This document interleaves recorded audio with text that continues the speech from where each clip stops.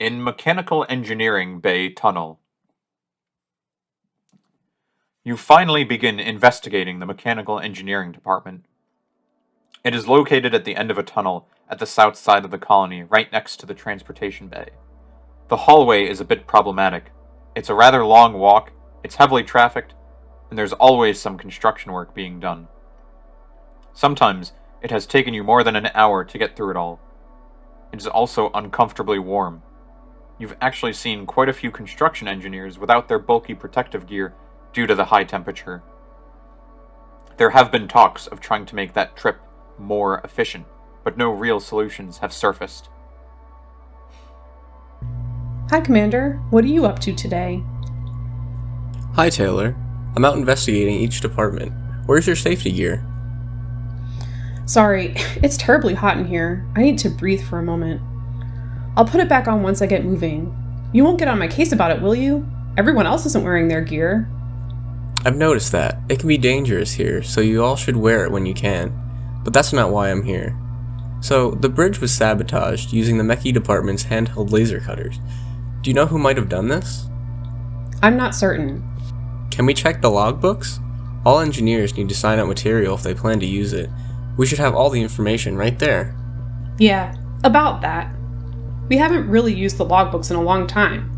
A lot of the engineers borrow tools for only a short time and then return them, so signing the laser cutters out is just a pain. The last logbook sign out was months ago, and it was for a bandsaw. It's really not efficient to have us sign out every tool we use. You understand, right? Unfortunately, I do. I actually have some tools back in my office that I've been meaning to sign out.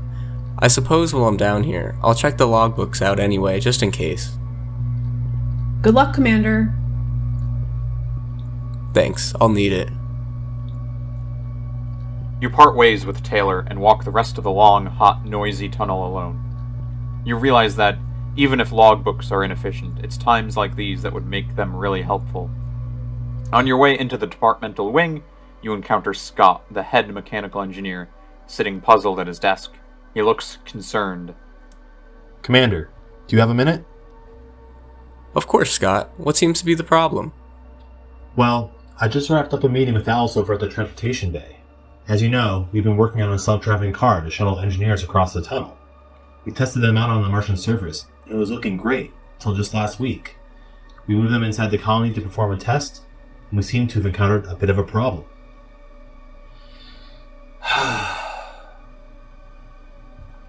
You see, the car got into an accident. We tested the car's emergency protocol by suddenly placing it before an obstruction, seeing how it would navigate the tight tunnel.